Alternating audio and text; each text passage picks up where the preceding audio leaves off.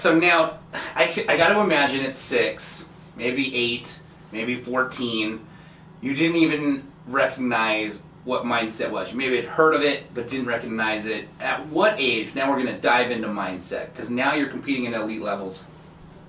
What age did you realize mindset was something? Like you had, whether it was you had negative thoughts that came into your head right before a race or positive thoughts. When did you realize that mindset was something that you needed to actually be aware of? Yeah. Honestly, mindset is one of those things that you, as an athlete looking back, I kind of wish that I didn't really start caring about it as much as so early. Yeah. There's a lot of, there's a lot of grace in just being able to go out there and do your best. Right. Go out there and just have fun. Play. And, yeah, exactly. Yeah. And as a kid, like I said, like that's what you're focused on. Right. So until you reach that point of like, okay, well, something's wrong. Yes. I need to figure it out. Yeah. You don't really understand the importance of mindset. So, but yeah, no, like I think when the first time I kind of experienced that whole mindset thing was when I started understanding what importance mindset was when I started competing consistently on the international level. Got it. And I'd go out there and I'd have a great race. Yeah. And I'd be ecstatic. Yeah. Like, okay, I'm doing what I need to be doing. Right. And then I'd go out, the next weekend and completely bomb a race. Got it. And, so like those highs and lows, after a while you start to understand like, okay, well, if in order to be my best, yeah. I need to understand what's going on in there. Right. So yeah, like I said, I mean, like there's nothing more graceful and nothing better than just forgetting about what you're thinking about. Right.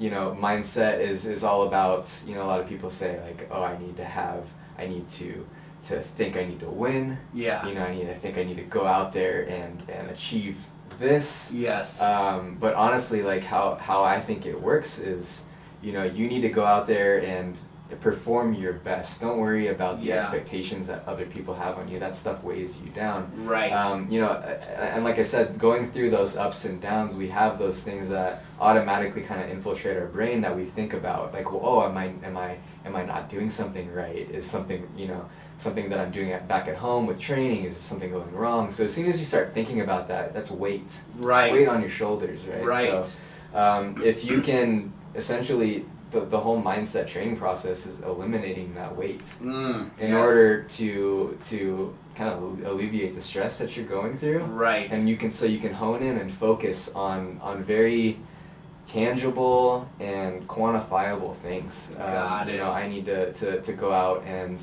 skate this first corner in this time. Yeah. I need to feel this way when I enter the corner. Like very small details. So if you can lift that weight off from all the exterior, kind of forces that are coming down on you from that stress, the more you're going to be prepared to perform your absolute best. Got it. That's it. Yeah. So getting in a state of just enjoying yourself. Definitely. Playing, like when you were a kid. Yeah, I mean, and obviously it's, there's a lot of focus that goes into, like I said, focusing on and honing in on those details. Right. You can't just go out and, and train and then show up on the line and be like, all right, I'm just going to have fun today. I'm going to forget everything that I did and just go out and, so like there's like a bunch of, technique involved in the sport.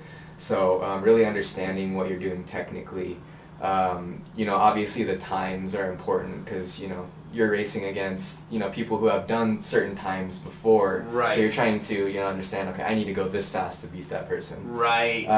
But at the end of the day, it's really about, you can only control yourself, right? You can only control your thoughts, your actions. You can't control anybody else around you. And it kind of comes to a head in short track speed skating because, everybody else thinks that way, but you are racing against each other 35 miles per hour, 4 of you at a time around 111 meter track going, with 18-inch blades on your feet. So it's like, okay, I can do what I'm going to do, I came out here to do, but at the same time, I do have to deal with this guy next to me. Right. That's trying to beat me. So. Exactly, cutting you off, bumping into you. Exactly. Yeah. I mean, when I watch you guys make that turn, you're almost horizontal. Yeah. As you turn, you guys go sideways, and you stick your hand down, Just, I don't know, is that to make sure you don't fall? Yeah, we have tips. So either carbon fiber or epoxy on our fingertips, and what we do is when we're making pretty much 180-degree turn in a matter of